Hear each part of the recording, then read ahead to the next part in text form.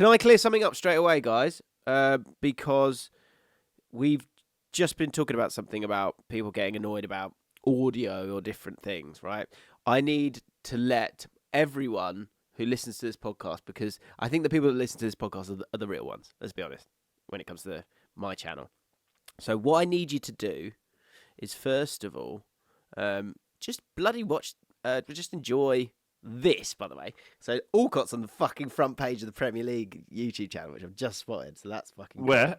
Good. Let's see. You can see it. I think I'm sharing it with you now. That's the breakdown. That's why Haaland is so prolific, right? And in that video, we're able to analyse moving footage, right? But what I really need so you... fucking cool. Well, this is so important. This is so important, right? There was a guy last week going, James, you're not using footage. When it's screenshots, it's not as good as footage. Cheers, and you're with the Premier League, and so you should probably be using the footage. Fucking hell, Cheers, do you think cheers, bro. Like, do you think I don't know that, right? So let me, just so you guys can help firefight this, so my brain doesn't melt. I know I'm on the Premier League YouTube channel. It's a fucking great time for me. I'm really proud of it, okay? If I could use the footage, I would use the footage, okay? The rule is this. The Premier League have sold the rights to their footage, okay, within the season. Now, anything from last season backwards, I can use that footage. And that's what we're able to do with the Erling Haaland video, because we're able to look at previous goals from previous season. So if you see someone in the comments talking about why using still images, please set them straight for me, because I've got to pretend like it's not winding me up.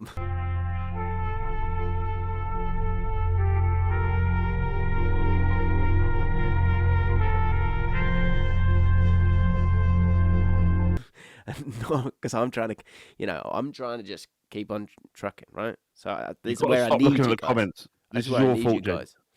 No, but like, You don't need them. You don't need the comments. well, You look at them. We're all a family here, but people need to be set straight sometimes. Okay. I put my heart in this. Are there too many games in football, Flav? Tom, yes, Tom. What is it? What is it? Why do some men think they're the hardest? I put my heart in this. What is that? That's a TikTok trend on it. Mate, it's the biggest. No, it's a track that this kid's done. AJ, no, YJ, I think YJ, and it's just an absolute banger. I love it. Can't get enough of it. What? But is it on TikTok? I put my heart in this. Why do some man think they're the hardest? Yeah, it's on TikTok. Right. So what we're going to do is we're going to find a title today. We're going to find a title. We're going to answer lots of different questions about football. There will be football chat. And some people were talking about the blue balls that I gave them by not showing them the jacket. This is the jacket that I bought. Remember last week? Talking about the jacket that I couldn't walk away from events. It's a jacket. It's a jacket. Mate, that's pretty sick, actually. It's all right, isn't it? I like it. So here is the jacket. Yeah, I'd like it. For you all to enjoy. Right, first question, Flav. Are there too many games in football, and players and managers be moaning about that? Go. Are there too many? Yes. Are there too many games in football? Don't care really. Don't fucking just play the football. Just play the football. Sure. Give us everything we want. There are pointless competitions. I don't mind more games, but if the games are in the World Club Cup competition, or they've made this stupid league-based system in the Champions League where you're just looking at it going, it's 36 teams in this league, and it doesn't make sense to me. Then yes, there's too many games. But if if it's about players playing in legitimate competitions, then play as many games as you're bloody told to.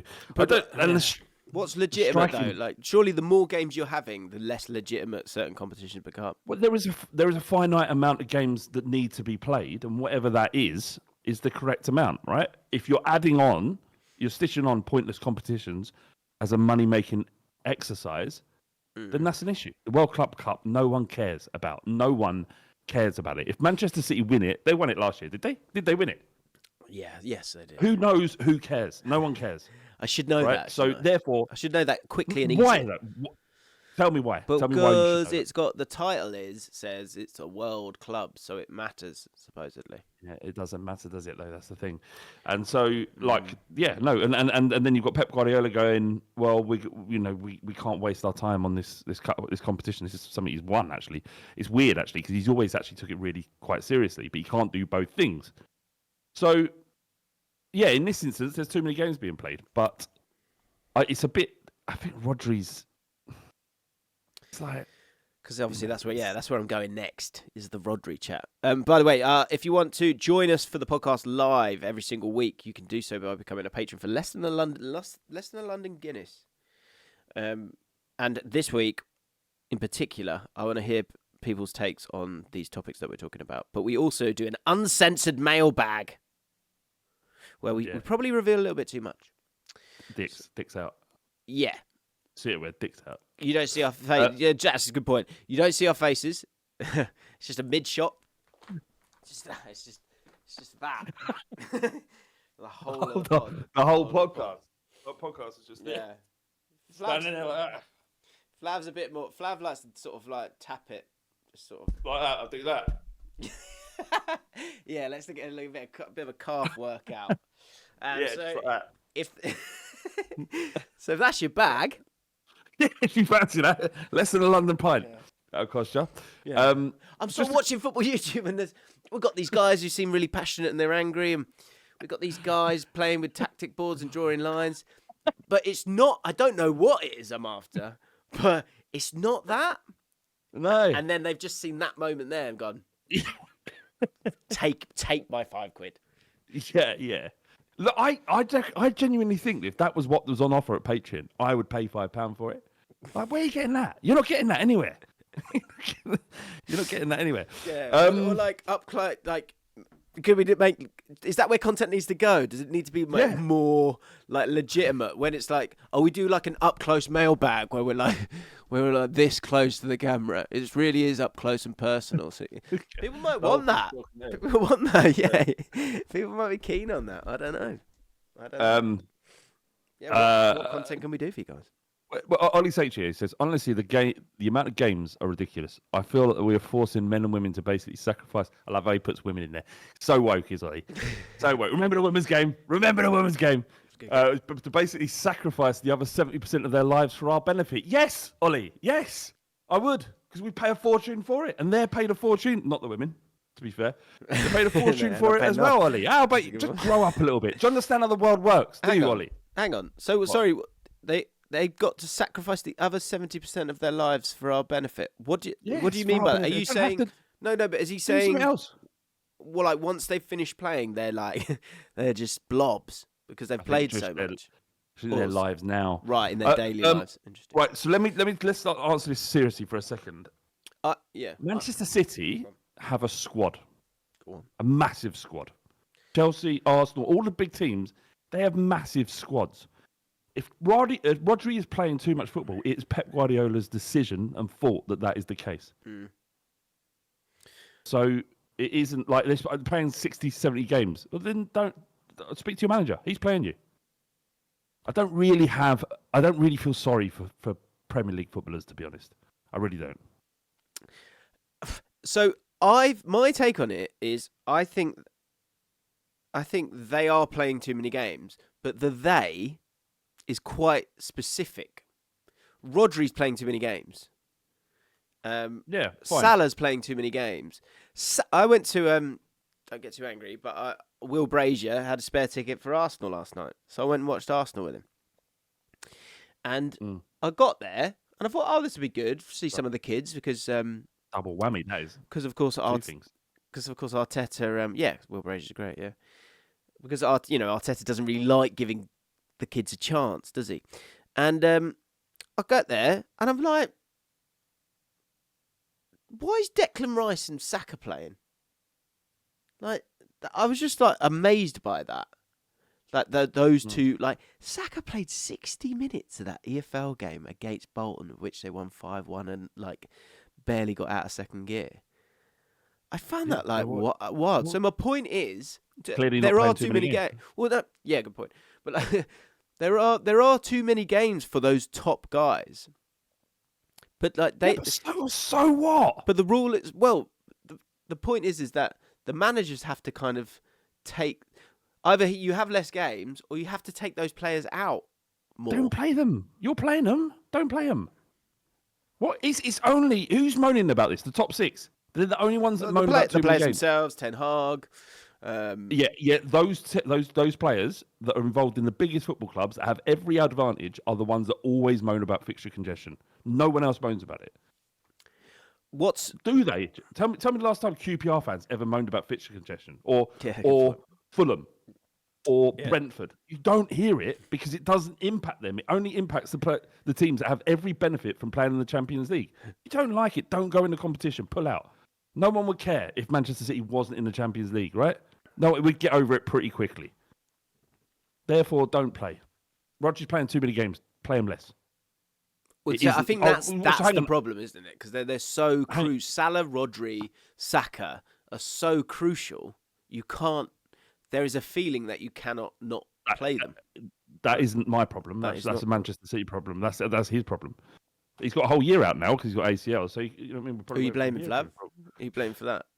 He's played too many games. Yeah, played too many games. Take him out. Yeah. Also, you got the obviously got the international stuff as well. That's the other thing. Like the Nations League is supposedly another competition that matters because people were getting annoyed about the friendlies that they were having to play as well. Let me ask you a question. So Morgan Gibbs-White has to go on strike because Rodri's fed up that he's got to play too many games. Is that what you're saying? A youngster chomping at the bit has to go on strike. Yeah. Desperate for games. Actually, surely more games should give more opportunity to players. Surely it should be better for youth development, right? That's a good thing. Well, again, I think that's it. Like, the understanding of rotation is the thing that's being lost here. Like I saw a graphic, and again, it's an absolutely fair graphic. I think they are playing too much, and I think there does seem to be too many games for those top guys. But so the only way around that though is that you just wholeheartedly move the squad about. I tell you what, when Steve Cooper starts moaning about match congestion, then talk to me. We can actually genuinely consider it. Then right, don't tell me about Pep Guardiola. Don't tell me about Pep Guardiola and Rodri moaning about stuff in football. I don't want to hear it from them. Right? You're not allowed to moan. Pep Guardiola is not allowed to moan about everything. He's had every advantage to support his immense talent. He's got everything at his disposal, but he's still finding stuff to moan about. I'm not interested. I'm not interested. Okay. Tell me when Steve Cooper's just escaped from his latest headlock. you come talk to me, James. That's Steve. Do you know what I mean? I'm not. What? So what? Do you tell me what you think? Yeah. I'll be honest. I've never seen Steve Cook come out and go, "Give me that. This is too much. I'm having to play Tuesdays. I'm having to play Saturdays. 46 games." I mean, to be fair, like Saka and those they're playing 70 games. But they were like you said, it is a lot. Like it is a lot. Like let's be honest. When the season ended, when the Euros ended, and then I looked up and I was like, in 3 weeks' time we got to start the season again. I thought, I need a break. So I can't imagine how it is a shame, isn't it? They've got Sterling hasn't played a game on £300,000 a week, but we've got to worry about Saka's legs. Scored yesterday. It's a shame. It's a shame, isn't it? Man, they're really going through it, aren't they? At the top, playing 70 games in a season. Mate, who gives a fuck? Who cares? He's not having it. No, I'm not having it at all.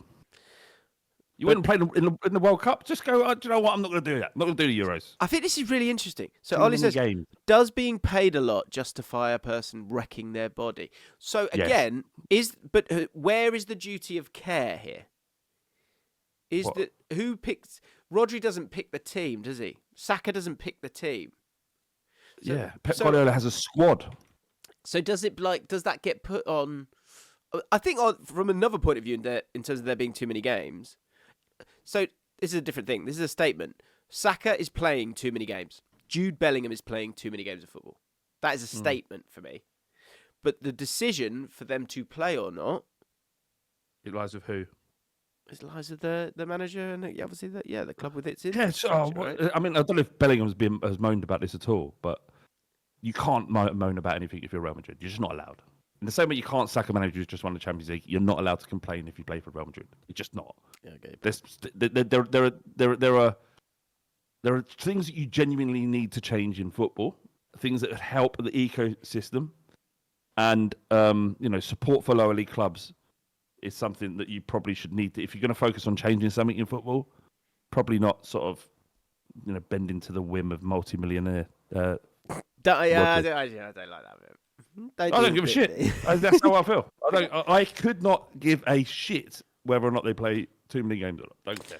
It'd be great if you could get to a point where you sort of watch your bank account and you go, I'm a millionaire. Okay. No.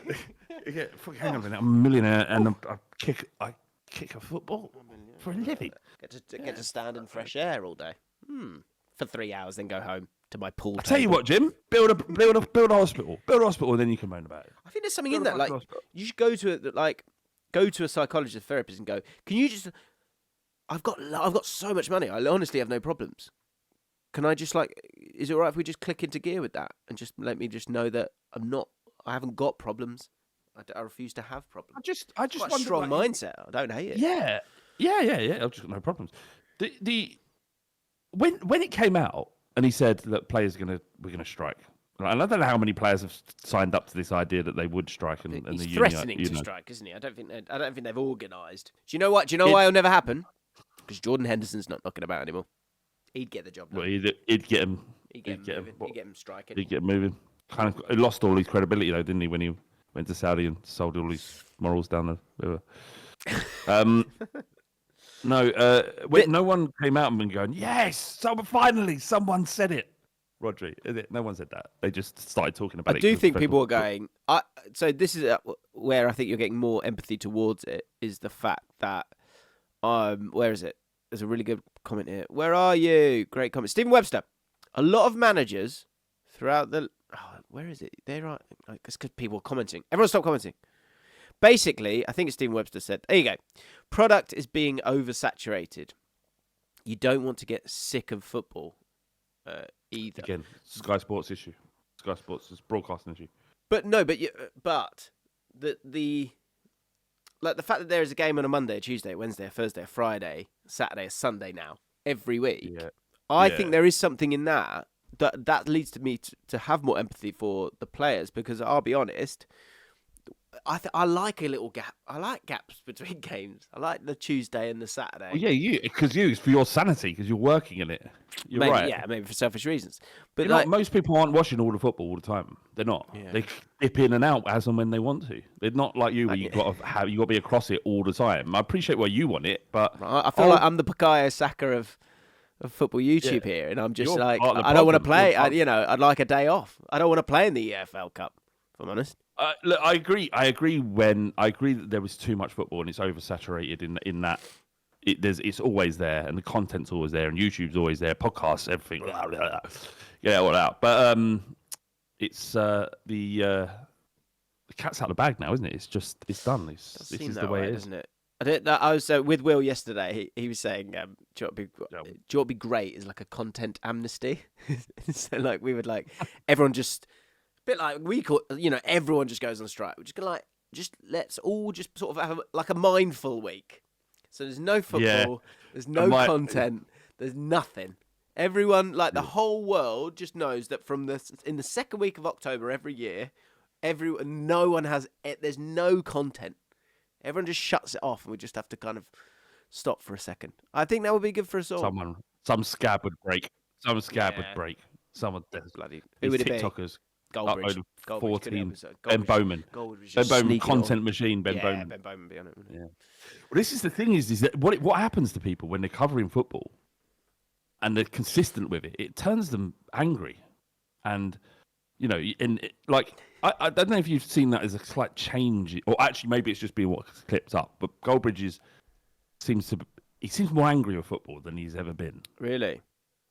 I don't know what's been clipped up on TikTok, and then I'm thinking, well, the things at United are not going well, and that might be a reason for it. Yeah. Or if you absorb that much football, you just resent it in the end. Like the things that you see, the things that are going wrong in it, like refereeing decisions, or is it because it's all on? So I said this on speaking of too much content, I spoke this on my Spotify podcast where I was saying I feel like this next game is the 6th game. in the Premier League season. Now and then, therefore, going into the international break, this is the sort of like the next game's a big one because it's a turning point now where you're going to like. So, for example, Ipswich will have, yes, they've drawn 3 games, but they've not won one yet. And so, and I think I wonder maybe dear Goldbridge is the sort of hope.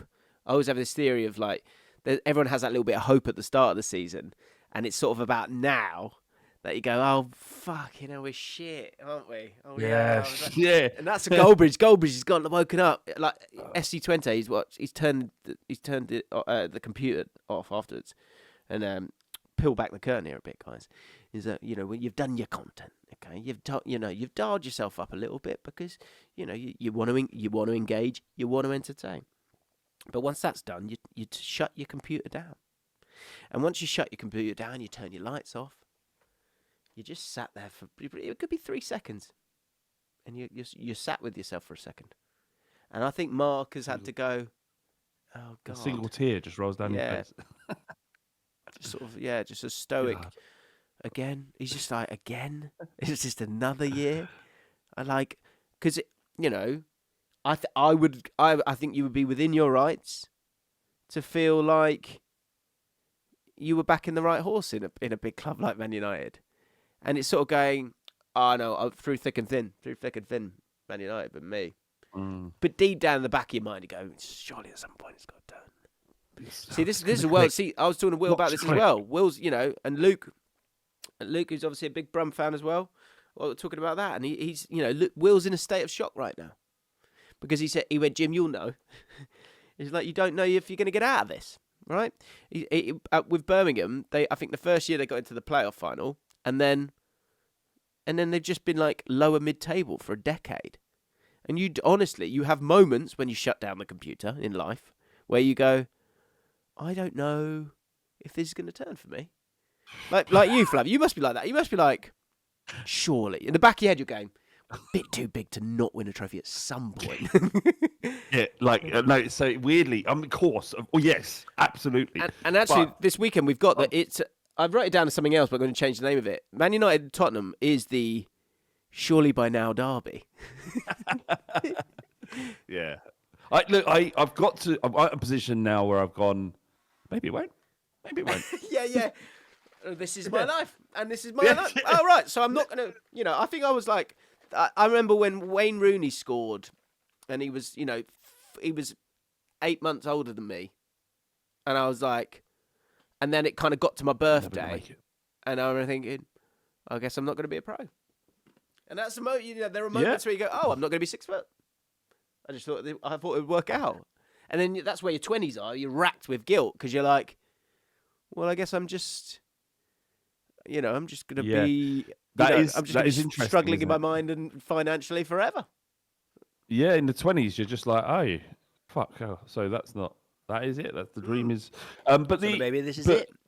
Yeah, but this is that. I mean, I'm looking at it and going, look, Spurs are favourites. This is what they were saying. I was driving along and listening to TalkSport this morning, right? Mm-hmm. Gotta love a bit of Brazil in the morning. Do you like Brazil? Do you like a bit of Brazil in the morning? I've got no comment really. They were talking about the Europa League odds, and I love Gabby Obonglaw. He was going in that second tier competition. What is it? The Europa League, I think it's called. And I was like, fair play. Yeah, I mean, when Villa are there, they've won their first game 3-0. It's time, and they are fucking. I'm starting to sort of turn on Villa fans now. Not turn on them on a personal level. Yeah, but like they're your new Leicester, aren't you? Yeah, well, no, it's different. Right, it's a different now, thing. Enough now. Back down there. Leicester's a different thing altogether. But you talk to Villa fans, and they're so happy. They're so bloody happy with everything that's going on. And I'm looking at them like, it's envy. It's envy, isn't it? Sure. It's fine. Yeah. It's fine to admit that. But I'm like you had the lad on. You had the lad on. He's on the overlap, and he's on your podcast. Yeah, Luke. Luke. So when you listen to Luke talk about Villa, everything's great, and there's a smile on his face, and I want that. I want that feeling. So I'm actually genuinely envious and annoyed that Villa fans are as happy. So that's fine, right? I'd happily admit that. But I really like I like the overlap in the sense that and actually, you have this with everyone. I had this week with Alex Moneypenny talking about Arsenal. Is you sort of, any kind of podcast of conversation, I guess, when it's content, is you kind of, especially when it's football, you sort of like you hit the ball to them. You gotta go. Here's your question. Here you go. And I don't know where I'm going with this analogy, but like when it then kind of goes into their head, and I'm waiting to see what's gonna come back. Yeah, it's always like it just sort of moves to the positive side. It's always just the shift. It shifts in where like Arsenal fans, managers, whoever, like, or whatever your club might be, is whatever it is. It's like they're doing brilliant stuff, God's work, and it's like it just gets skewed that way, like every single time. And Luke is like all of us, where you kind of try and he goes that way. Yeah. It's not even for your own club. It's not even spinning. It's just it's reframing. It's reframing. Frame it in a way that's positive, and it's fine. That's what everyone's do. But just to go back, the reason why I was talking about this is because Gabby Ogbonglaw was going, yeah, the second tier, and I was like, fair, well played, Gabby, because that has wound me up a little bit. Okay, got you. But you deserve it, right? This is your prerogative. Your team's in there. Sure day. And then they went, oh yeah, they took the odds for the overall competition winners for Europa League. Spurs are favourites for that competition, 4-1. Right? Number one, sure, really. Number one, United second, right? And you look at it, and like the standard of some of the teams in terms of their reputation, it's not the strongest competition. Now me saying that isn't gonna sort of. Let me just find the odds. Oh, what's that? Oh, the breakdown. Why Haaland's so prolific? Why can't Premier League defend? James Allcott examines the factors behind the fucking Haaland's get in. Sorry. Good work, Jim. Good job. Anyway, good work. But I'm not jinxing anything by saying that, because Spurs absolutely cannot win this competition, because we never win it. Right? We never win. So even though they're telling me Spurs are favourites, you've got the best chance of winning this game in terms of the odds and probably statistically. Right. I don't believe it. I don't believe a word they're saying. What are you on about? You can say we could be in a final against Karabag. We could be in a final against Karabag, and I'd be still going, I don't know, probably bottle it. So I'm comfortable in our position, but that we probably won't do it. Why are you favourites? But our squad is worth the most amount of money, and we probably pay the most wages in the competition. It's funny to see you there, isn't it, against Man United? You could absolutely face them at some point, couldn't you? But Europa League's always a bit misleading in that sense. Although this year it's different, isn't it? Because all the teams that are in the Champions League will not drop down. So that's it now, isn't it? Like in terms of like, let's say, impressive top clubs, big clubs. That is it. There will not be an influx of, Villa, for example. No, no one drops down. It's just this is the competition. So have you? Oh, by the way, indeed. Yep. Whoa! I like the new Europa League ball. Just want to get that out of there. But also, sometimes I watch football games. This is a bit sad. I watch football games at 0.25 speed to sort of analyse them, and sorry. And I turned 90 on... minutes isn't long enough for you. You love football so much. No, it's like the highlights for the goals. You want to break down a goal. And I clicked on... I wanted to see the Man United highlights. And so it was at 0.25. What I will say is I do not recommend hearing the whoa at 0.25. It is harrowing. Whoa! It is absolutely harrowing. It's like scratchy. It's like... Whoa! So that's the nightmare that the Europa League could become. Do you think that Man City will still win the league now Rodri's out? Do you want to ask a question I put to Alex Moneypenny as well? Question for the comments. Is there a bigger loss in the Premier League than Rodri for Man City? I actually was putting forward the other idea, which was, is Odegaard a bigger loss or Rodri? If you lost them both for the full season, who's a bigger loss? In that argument, Rodri's a bigger loss, because Arsenal will score goals without Odegaard. They'll find a way of scoring the goals they need to win games, right? Alex said that. I disagree. Go on. Okay. But Rodri, statistically, they're much worse without him. You've seen it. You could look at it. You'll think they'll find a way. But you use Stones, Kovacic comes in. It'll be fine for them. The correct answer, though, isn't either of those. if you're thinking about the team, the player, what player in the Premier League would be the biggest loss to their respective football club, and how would it impact them? It's Chris Wood. Forest. Chris Wood keeps them in the league. I mean, look at them. They're flying. That's a good point. That's a good point. What's that? What? Just the 3 Premier League goals for Chris Wood this season? Is that all? Right? Is that all? Is that enough? Is that enough for everyone? Is that enough for you, Geordie haters? Didn't believe in him, did they? Well, didn't believe in him. You've got to believe in him now. Yeah. Well, then Newcastle are above him. Forest still in the league. I think Odegaard's a bigger loss. I think so. The Rodri thing, I'd like to see, and I might be wrong on this, but I know he's integral. I get that, but I still think Man City will pump most teams. Also, I'd like to know, and I might be wrong on this. Someone can check this if they want to for me. Was Kevin De Bruyne out in these games when Rodri was also out? Because that's a double whammy, isn't it? Probably. Because it was a few games that is the case now as well, isn't it? Yeah. Would it beat Chelsea without him? Are Arsenal favourites for the league now? So that? No, I'm asking you. They're not. They're joint. Oh right, personally, Arsenal. So I have some rogue thoughts on this as well. I think and it is early days. I'm intrigued to see Arsenal in the next few games. I guess by the time the international break's done, then they'll be back, and probably from an offensive point of view, will be more impressive. I think Odegaard's an enormous miss. I think because they let Smith Rowe go as well. I think that looks like slightly more of a bad decision now, because obviously he's having a good opportunity. So boring now. Ollie says they've got easy games. Is that true? Well, that might allow them. And as I say, I've got to stop doubting Arsenal. I think they are, they are incredibly functional. Boring, don't it? Yeah, boring. They so the game yesterday. I mean, it's a League Cup game, so whatever. But do you know when it got to a corner, I was like, "Oh, this is boring." Corners are just put on the goalie now, aren't they? Yeah, it's boring. Corners are a bit boring. Did they do the same thing? Yeah, they do the same thing. Yeah.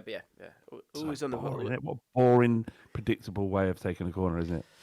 Yeah. Enjoying that, are you? So boring. Do you know what I noticed?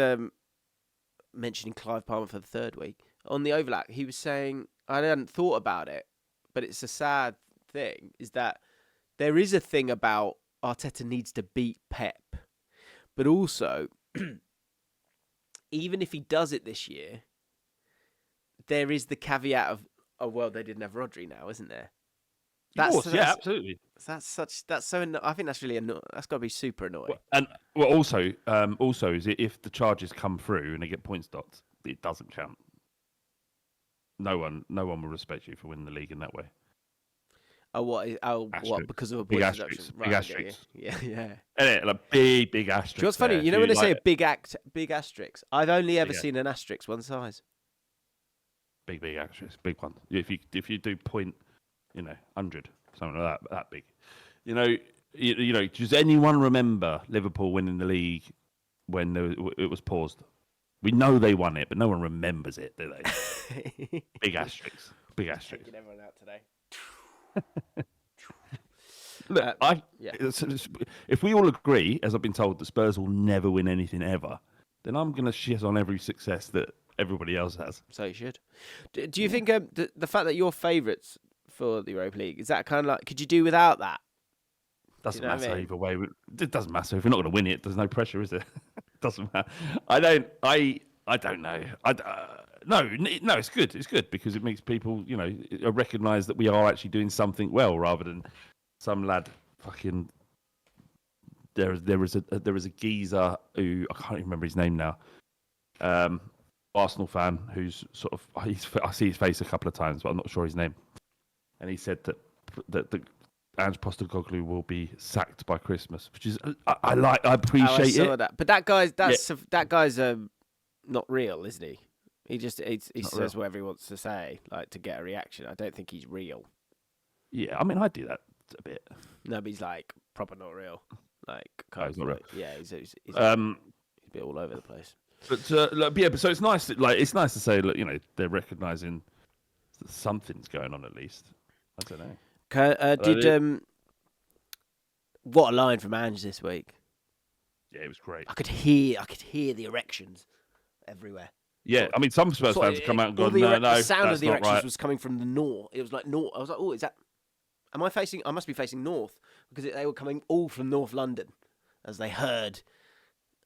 And you go, look, mate, it's non-negotiable the way we're going to play here, right? And but I tell you what, when we do win, it's going to be glorious. That's a bar. Mate, managers don't talk like that. And I know he gets a lot of credit, and he also gets a lot of a stick. The mask is slipping. I'm hearing that as well now. Now that the mask is slipping, I don't want to live in your world. I don't want to live in your world. The Spurs fans out there that want him out, I could not care less about your opinion. I do not want to live in that world. No. Oh, you're being naive. Fuck yes. So what? All right. What? Leave me alone. All right. You go and be pessimistic over there. Right. I'm not going to bother you. You don't listen to what I say. I won't listen to what you say. And then we're happy. Why you got to come and tweet me about what my opinion is? Fuck off. Anyway. Yeah. This is from. I don't know if I've shown you this. It's funny that, isn't it? Imagine if that's how we dealt with disagreements. Like if someone said something to you and you went back to it, we disagree on this. Why do you keep talking to me about it? Yeah, because they want you to feel what they're feeling, right? Mm-hmm. Have you shown you this book before, Jim? What's that? That looks like a belter. Tell me more. The best reactions. I knew that you were going to give me something there. Tell me more. In this book, it says Vince Rigari, but a leading Australian sports writer. He says, each time Postecoglou has taken charge of a new team, it's been roughly the same sort of pattern. Obvious teething issues interspread with flashes of real promise. Disjointed pressing and passing, bad defending, widespread questioning of Postecoglou, his appointment, and those who appointed him. Sorry, his methods, his sanity, and why anyone from Australia should be trusted. In football, the losses pile up. Pundits will say his team has been figured out and that a plan B is required immediately. The word naive will get thrown around. Critics will point out that he spends most of his press conferences looking at the floor and not the person who asked him a question. The industry will smell blood. But then the smog begins to clear. The teams start to make a habit of scoring late equalisers and winners. Certain players who were thought to be rubbish begin to find previously unimaginable levels of performance. Maybe he's onto something. The critics concede. A creeping sense of inevitability starts to build around the team and then around the club. And then soon enough, outsiders sense it too. And the skeptics start to believe. He's got to be on the take, isn't he, this bloke? He's an independent book written about Ernst Postecoglou. I mean, obviously he's a big fan of his. He's just telling you. While there are opinions of him being naive, there are other people that believe in it. But I mean, look, if there is a, we all like to find patterns. I feel like we need the United game at the weekend. Feels like a big one. It needs that result. Can we have a quick look at the fixtures? I think there's some. Yeah, like I said, like your start is defined by this next game for most teams, because like Arsenal have been. Newcastle aren't expected to beat Man City, and so that'll be an interesting one. Whichever way that goes, both of them are are okay. Although I think, you would like a bit better performances maybe from Newcastle. Arsenal, if Arsenal draw against Leicester, then people will turn on the offensive side of the game for them. That's the thing. That's the big thing for me is the fact that the week that they've had is a capsule. And I think you just leave it there, and you should be very happy with it if you're an Arsenal fan. You now have a new chapter that you need to kind of. But sadly, for everyone else, they will look at it different. But you've got to. Every game in the Premier League is different, and so playing Man City and playing Leicester, again, even with Arsenal went down to 10 men, massively different. You've got to go and win that game. They're only playing Pulis ball against teams when necessary with 10 men. Exactly. Yeah. No, they did it. They did it all game against Spurs, and they had 11 men. Yeah, kind of. Stunk. The place absolutely reeked of Pulis. Just stunk of him. He had a good career, Pulis. Leave him alone. But if they could beat Leicester 3-0 going to the international break, they've done bloody well. West Ham feels a bit iffy at the moment. They need a win. Now this is a big one, I think. And we've spoken about Chelsea a lot. I think Chelsea are good, But I think this weekend... Mate, I hate it, but I agree with you. This weekend, I think, will be a real one where I think a lot of people go, hang on a minute, something's happening here. They played anyone good though? They got Brighton. So that it's a good test, that. Because I think Brighton's another one where, like, you know, they need to... They don't need to do anything, but, like, they've got a good squad there. Like, they've got such a good squad there. So it's kind of like... And I think that game's got a bit more needle than it used to, bizarrely. I like those kind of derbies. You know, when you have a derby with you hate a club and you don't really understand why. Like, we were chatting about that with Will as well. He was saying... Can you stop bringing up Will? Fucking hell. Last time. Third time. Sorry. Third time. We went to Arsenal and with Will. Yeah, we're thinking of doing a podcast together. Well, I like Will. And I've never got to meet him. Yeah, I know. No, we actually spoke about that yesterday. But he was saying Birmingham Wrexham's like this new little... It's got a bit of needle to it. Yeah, because they're like the money bags, aren't they, of League One? The money bag darlings, yeah. And but QPR used to have one with Cardiff. We hated Cardiff. Really? Yeah, we got a song where it was like, we hate Chelsea and we hate Cardiff. And really? Which is a weird one, isn't it? Where's that from? But I think that happens all, you know, there are weird little things. Like James Maddison hates Brentford. Brentford fans hate Maddison. And it's before the Malpai thing. Is it? Yeah. It's from before. I can't remember exactly what it was. But yeah, I think Brighton and Chelsea, because of like the dealings that they've had with each other, I think there's just a little bit more on it these days. I had another question I have for you. Hang on, I've got the rivalry between QPR and Cardiff City is sometimes referred to as the seven-side derby. The rivalry is fierce and there's a history of hooliganism. That made sense.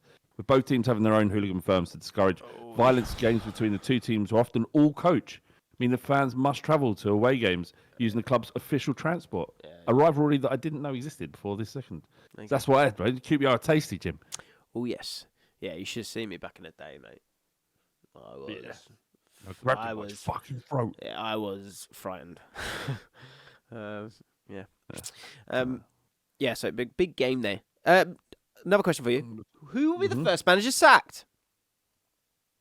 We've got some candidates. I mean, I've been banging Ten Hag's drum for about a year now, and I don't know what else. He's just not going to go. The geezer's fucking literally made of...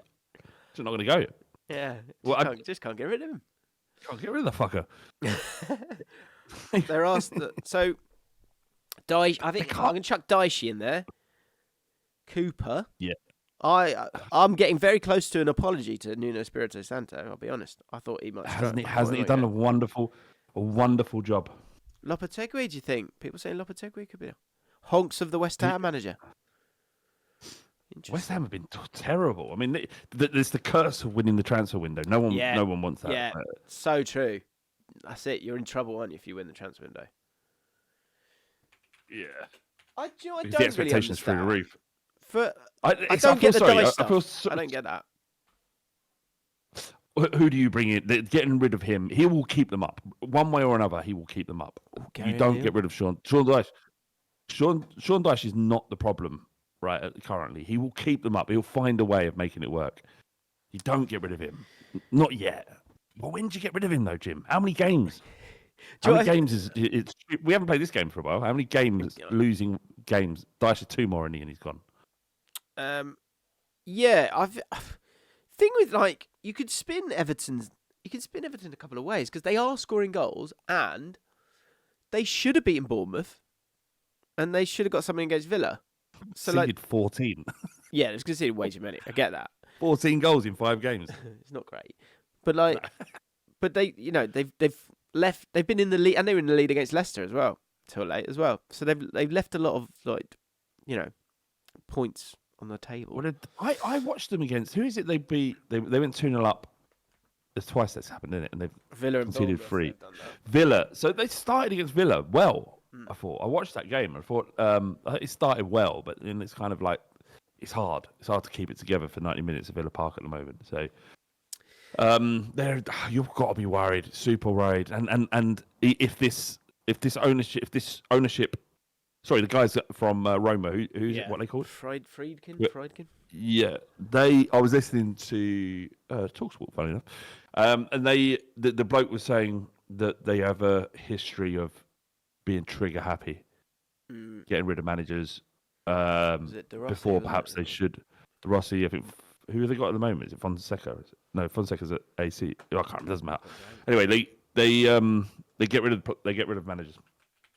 And if that's the case, coming in with new ideas, Dyche's probably head's going to be on the chopping block, I think. Ivan Juric. If that happens.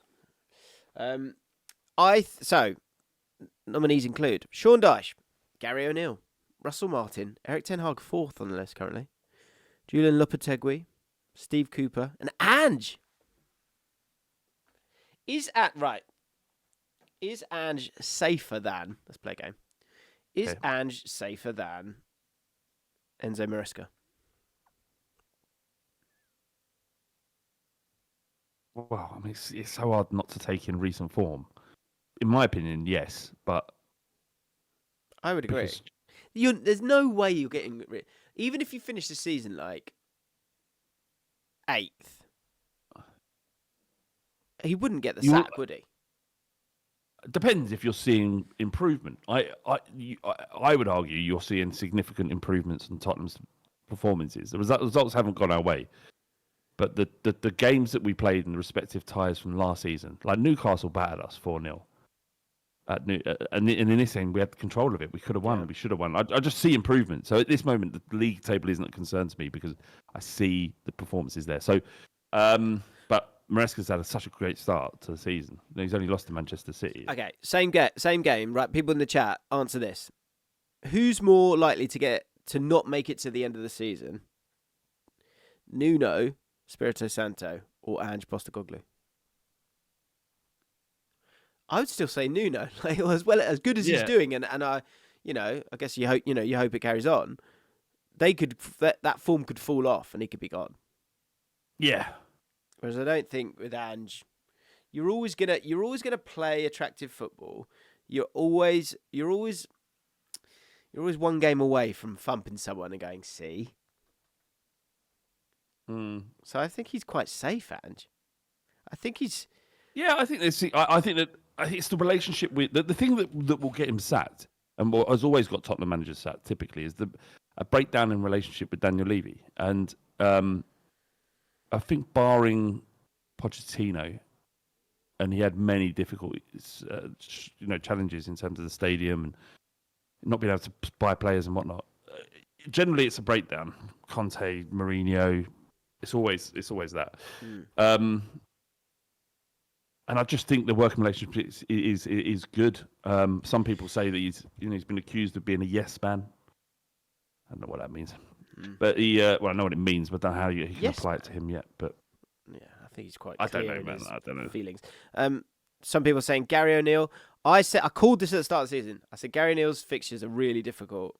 You might have to stick with him.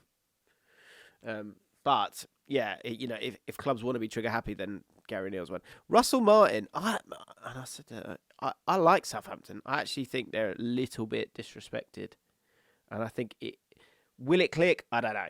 Could it click? I think it could. I think they had a good at Manchester United. Their first 35 minutes or 30 minutes were absolutely fine. Then Xerxes scored, I think it was, and the game changed. But they've done him. People saying Gary O'Neill's being found out. He's a young, enthusiastic manager with a plan.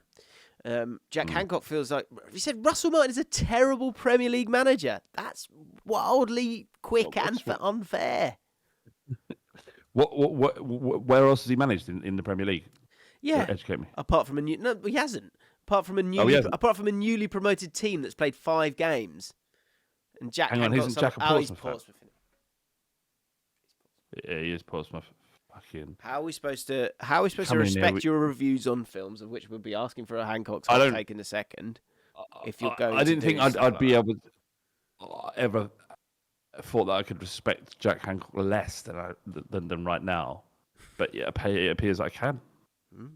Because I respect him even less now. Because I guess with all these things, in terms of getting the sack, it's about how getting to the end of the road, and therefore how long is that road. So I would suggest that the road is much shorter for a team that is threatened by relegation. You'll get to the end of the road quicker. Whereas with Postecoglou, you're safer because you're going to kind of win a solid amount of games. So, that things going wrong, it's not as devastating, despite there being a bigger spotlight on you. Erik Ten Hag is a really interesting one Really, really interesting one. What? Because surely they got.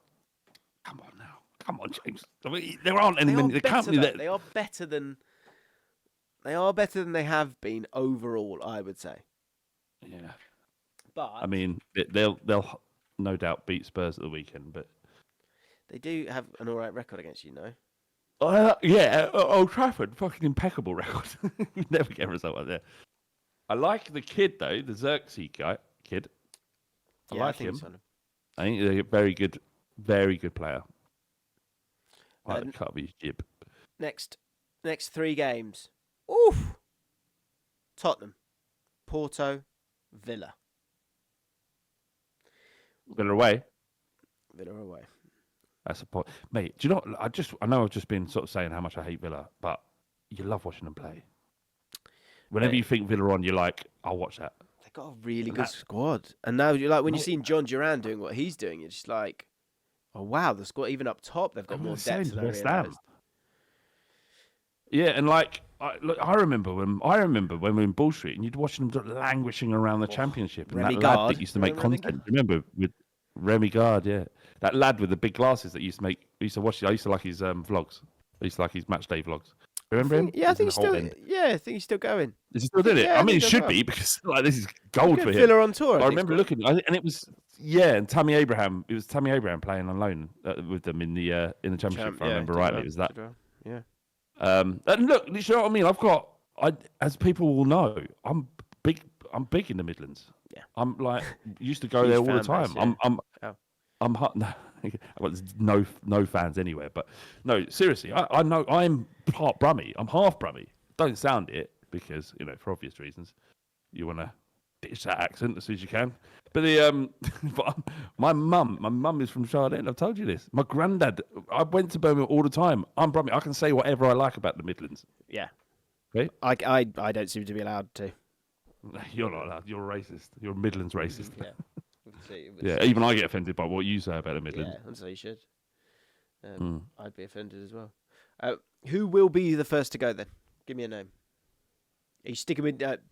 you've always said Ten Hag, haven't you? I don't and in the game we're in, mate, you've got to stick with that and just hope it because if it drops, it's like... Bah, you just can deal that out and go, I said he'd go. I don't like this conversation. I don't want to predict the downfall of a manager. I hope they all keep their job. Not that kind of guy. I'm not that kind of guy. But it's. I don't know. It's almost like it's weird. Like what I appreciate is the Man United fans, and they're just. I'm not all of them, obviously, but the ones I speak to are all like, give me a bit more time. And it's such a rare thing in football for fans to be level-headed. But I'm getting to the point where I'm getting annoyed with them. Because what are you talking about? Give him more time. How much more time does he need? This is the 3rd season. You're not moving forward, and you're Manchester United, and there's a different tax of being a Manchester United fan. This is because United, isn't it? This is Manchester United. Yeah. This is it, and you don't get people don't look at Man United and say, fair enough, give them more time. No, you're 20 years of domination, and you let us know about it all the time. Couldn't escape you. You're everywhere. You go to Southend, one of the biggest YouTubers biggest Man United YouTubers there is is from Southend. So that's what you have to. That's how irritating Man United are. So now you just go, well, no, let's give them some grace period. Let's see if they get it right. Nah, not on my watch. I was just thinking, like, what I think January. When you get to January. The thing is, right. This is the problem they've got, right? Because his contract's up this year, right? So if you sort of you might as well give him to December to see if it's starting to click a bit, which I get. Who they got their eyes on though, then, Jim? Like it's like they obviously don't know what.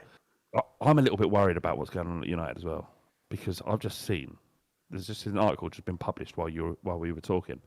Man United, Ashworth eyes shock move for ex-Tottenham midfielder in low-cost option.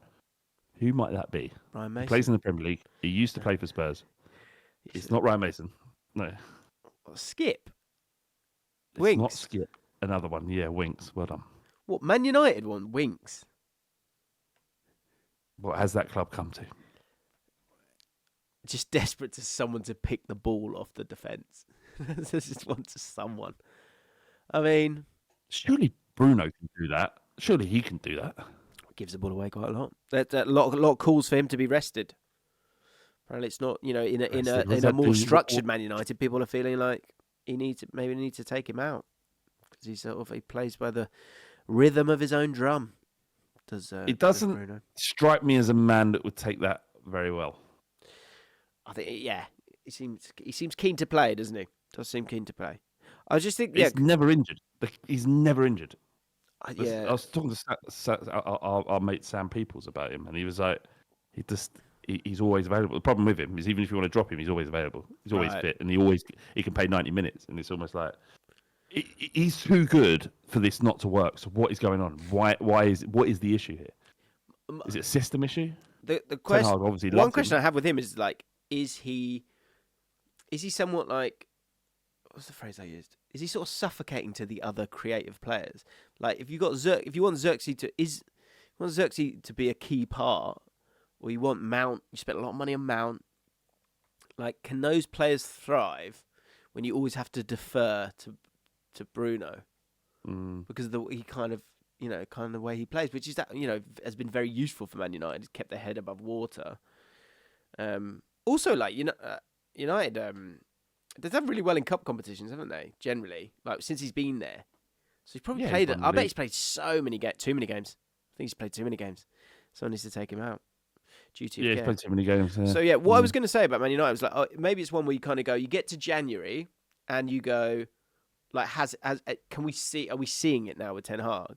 And if you're not, then you go, right, enough.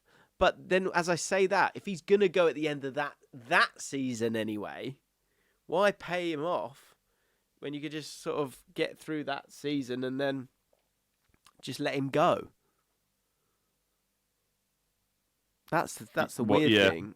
So again, I think I'm just intrigued to know when does a smart club pull the trigger? Does that make sense? A club the size of Man United doesn't wait for a contract of a manager to run down, does it? It shouldn't. They've got too much. They spent a fortune. Like, Casemiro's on how much? God knows. Maybe he should. He might have a fall down some stairs or something, and maybe that will happen. He's had a fall. What? Ten Hag's had a fall. It's weird, isn't it? Where's he fallen? He fell down some stairs. What? Is he up yet? Ten Hag's fallen. It's been 3 weeks. Rude. Rude's did it. Rude's taken over. It's been 3 weeks. Rude. Is Erik Ten Hag up yet? No. He's Still down there. Still down there. Anyone checked on him? Brought him some water or anything? No. Southgate's still favourite with the bookies. Ruud van Nistelrooy second. Tuchel third. Kieran McKenna fourth. Roberto De Zerbi. None of them. Mate, what a scandalous football club Marseille is. Yeah, wild. Wild. I don't want to talk about it too much, but it'll only be a matter of time before Partey signs for him, for sure. Do you know what, again, this long list of managers, right? And I've bloody said this. When you go down that list, in terms of someone that the Man United fans can be excited by, people turn their nose up at Thomas Frank, incorrectly in my opinion. Potter, they'll do the same. De Zerbi won't come because he'll be at Marseille unless something goes wrong there. And if it does, then people will kind of be worried that he's volatile. McKenna signed a 5-year deal. Tuchel, they've already had a chat and it doesn't seem to be working out. Ruud van Nistelrooy, maybe, but, you need someone who's going to fit in that structure as well, don't you? Yeah, Southgate, no one wants. Ruben Amorim is not the worst shout. Pochettino's got the US job, so he's not going anywhere. Zinedine Zidane is essentially Alan Kirbishley at this point. Just doesn't take jobs. Maybe he doesn't want to. Like, he must. What am I going to do? What Man United want me to come over? Like, what? And is it a bit of a mess? Is it? Yeah, exactly. It's like maybe. Man United, they're good, aren't they? He's literally not set because he just went to Real Madrid and let the best players play, didn't he? I know. Have they got any Galacticos? Not really. No. Who's there? Mason Mount plays in midfield. Mason what? So Iraola, I think it comes back to him if Bournemouth are doing well, where they might go for Andoni.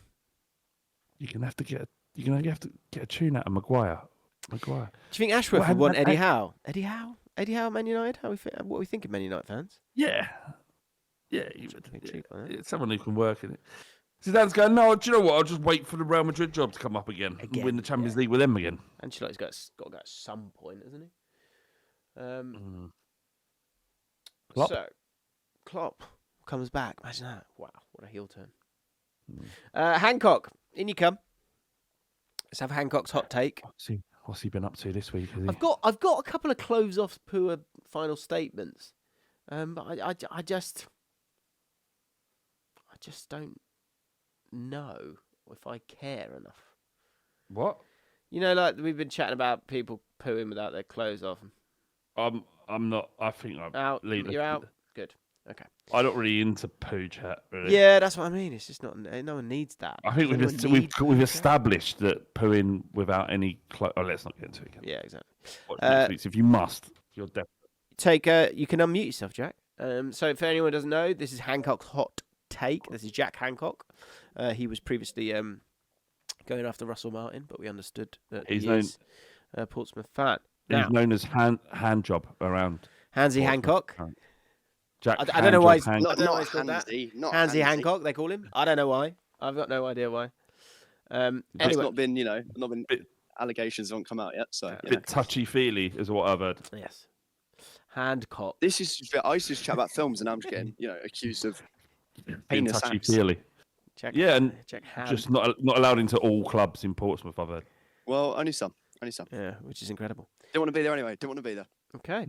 So at Four Swords, because Ollie Sage gave us an I'm out. So if you've got an I'm out, do you know what we haven't spoken about is the light arts. We can talk about that in a second.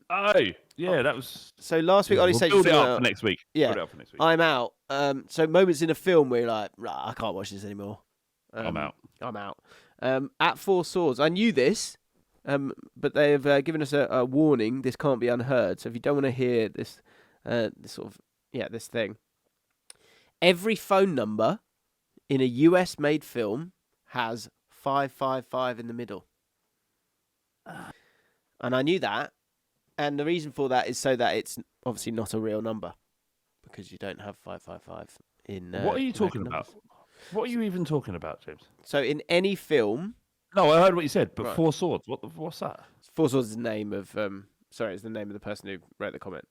So forget that. Oh, It's just the name. right. So my I'm out moment in films is whenever I see a phone number, because every US made film has 555 in the middle. So a bit of knowledge for you there. Did you know that? No, I didn't. Now I do. No, you don't. What? I've got a question for you. Why does Jack keep muting himself like some sort? Well, was he I'll be honest. Are you I masturbating? mean, yeah, that too. And I'm in public, which is worrying. And if people keep walking past, I don't want them to interrupt the podcast. So I'm being very respectful. Oh, you are. Fair Class play. act. We watch this week. Yeah. So what number are we on now? We're on 281. The last film I watched was Ad Astra, starring Brad Pitt, and it was basically like The if space Interstellar. movie. Yeah, it's Yeah. like if Interstellar in 2001 just weren't massively very good. It was all right. I've Yeah, heard. English. I've heard that it will be remembered. It will age well. I haven't actually seen it. I don't know if that means. It's not a bad film. It's just like you get to the end, you're like, oh, is that it? Which How isn't many? ideal. How many just men in space films can we make though? I mean, surely it's done now. There's tons. As many as Hollywood of finance is the answer. Yeah. Speaking of financing, BCat845 says, all this movie talk is good, but I don't think I can fully respect Flav or Handsy Hancock until they denounce these nonsense Marvel films. Discuss. They did it. Yeah, Marvel have done that to themselves though. Like they've just put more films out. And they've got shitter and shitter. We don't have to denounce what's already awful. Good, strong. Yeah, but the Avengers and back then those. Oh yeah. They're They fun. fell off. They fell off. Yeah, well, they went all bloody woke, didn't they, Jack? That's the problem. they? Went all bloody woke. Women in films. Women in What? films. Women leading films, bloody woke nonsense. What next? Not in my MCU. Yeah. Uh, No, I haven't watched a Marvel film in probably about 6 years. Speaking of woke discussions, Hancock, where do you sit on James Bond, the next James Bond, and who that should or could be? I I would rather it be a man, not because I hate women, just to clarify, but because I think I'm with you, mate. I'm with you. there should just be they shouldn't have to just make a male character female. They should just write good female characters. Yeah, I've got I think Richard Madden would be my perfect James Bond. Jack's opinion's not ours, by the way. Yeah, well, don't represent those of the podcast. Who did you say? Richard Madden. He was in Bodyguard. Did Game of Thrones many years ago. Show. He's got that bit of a dark side to him. But I actually, funnily enough, I watched all the James Bond films last winter, and why? I got a box set. You like a challenge, don't you? You like a challenge, don't you? Do you like sort of set yourself challenges when it comes to like from the start in terms of like Doctor No all the way up to? Oh my lord! You sat for all that shit. Yeah, and it is shit. Well, some of it is basically all the Roger Moore films are shit. Yes, they're awful. Most of the Sean Connery films are just mid. They're not even that. They're just not worth watching. God rest them both. I mean, honestly, if you gave me a choice between no James Bond and James Bond, I'd say just stop making them. They're shit. Really? I mean, no one's forcing you to watch them, though, are they? Yeah.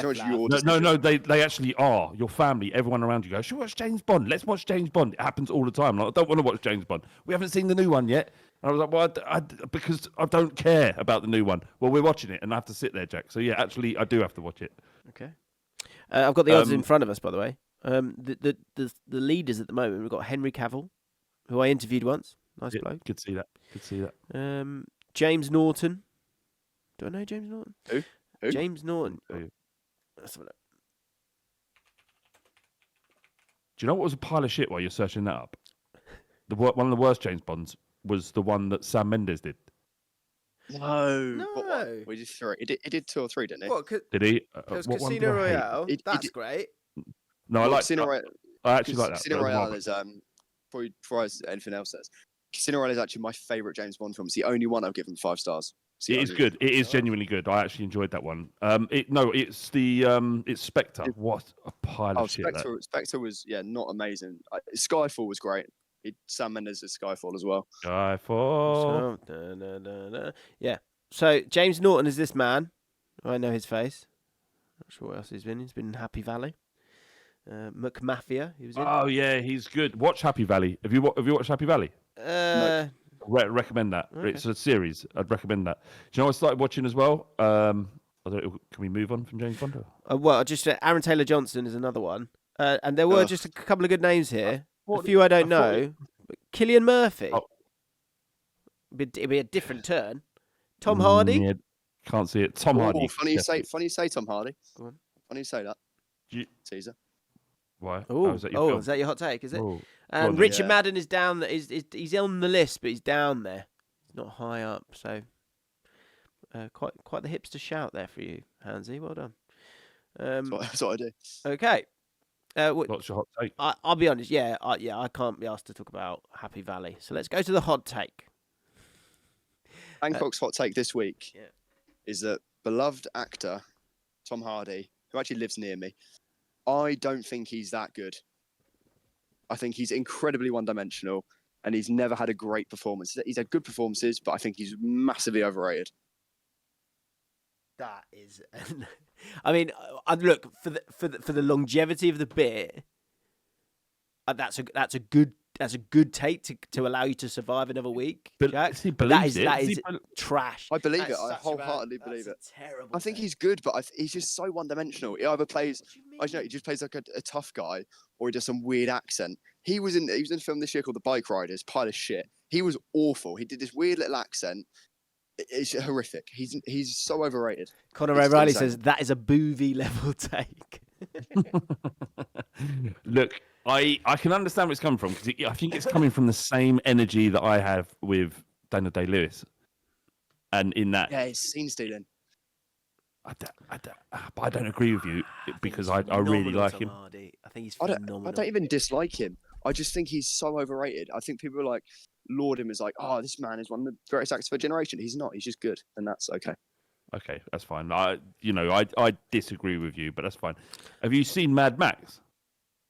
Yeah. I mean, that film is absolutely superb. He's, again, another good performance, but not like great. It doesn't matter though with him, and it's because it's just the scale of that film is insane. It's such a good film. It is a good. It's Thomas a great Martin film. agrees. He's 7 out of 10. What? I actually, love I agree. Tom Hardy. I agree. I What's love- Nigel Martin's take on it? Mate, is there like a? I think you want. Good to know.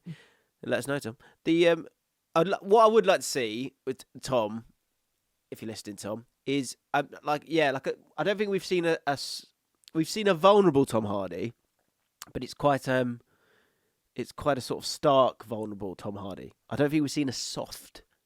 There's no nuance, I've is not there? seen a soft Tom Hardy, but I do. I love Tom Hardy. I think he's great. Do you I know? want You know. half-mast Tom Hardy. I know what you're saying. Great Peaky Blinders, I think. Maybe a little bit more subtle to him. He's always like an extreme version of the character. What was the film? Fuck, it's gone now. That doesn't matter. So he was good in. He was the best part of that Charles Bronson film. His performance in that was the only thing that made that film watchable. Bronson. I mean, if you know much about Charles Bronson, though, he's a fucking lunatic. So it's almost like whatever I got he the did, gist. it seemed like. But even his person in reality, when he's been interviewed, you're like, oh my god, like it's so easy for an actor, you'd imagine, to play that role because he's just nothing. Everything's plausible. I'm enjoying getting to know Jack because he's quite sharp, isn't he? He's a vile little human being, and he's way too familiar. And there's an element. And on that note, you know, fair play. No, Joe, you come back strong there with a horrific take. So well done, Jack. I've had a few bad weeks, but we're back stronger. Well, it was sort of they were just like, to use your own word, they were mid, weren't they? You were sort of like they were actually okay takes. When actually it's weird. It's a weird space we're in here because we actually want you to give us a bad take, but I think we abuse him. But what I like, I guess if you can do that and live in your own skin and say it with It'll your be chest, authentic, that's yeah. great. Then at least it's authentic. That's great. Floodlights, camera, action is the podcast. Go and check them out. We got Go and have a listen if you brand new like episode sharp out takes. tomorrow. What are you? Nice. What are you going to be talking about? We always film on football, but this week's guest is Tom Little, who's done some of the JLA Spaces. We chatted for 45 minutes with him about 2000s nostalgia, video game tie-ins, football DVDs from the noughties. Great listen in my opinion. Love that. Good stuff. I will go catch a train, so I'll love you and leave you. You go. We're gonna go as well. Where you going? Yeah, where you going? Home. I've been in Southampton for uni for the morning, and now I've got to go back home. Okay. 3 cheers for Russell Martin. Hip hip. Hey. Right. See you, lads. See you, mate. I couldn't even tell you who Portsmouth manager is. Don't know who he is. Who is it? It's what's his name? Messina. His stock's quite high. He's like a Russell Martin light, I'd say. I don't give a shit, James. Okay, so there we have the end of the podcast, a lovely reset podcast. I hope you've enjoyed yourselves. If you do want to join us for our uncensored mailbag, and you saw a little glimpse of it, of course, at the start of the podcast, then please do join us for that. Links in the description. Thank you to our beloved patrons. Have a wonderful weekend. Come on, QPR, win a football game, and we'll see you soon. Are you playing? Are you playing? No. Shocking, isn't it? But just No. always like to give the boys a chance. Yeah, Right. fair. Speak soon. All right, mate. Bye. Bye.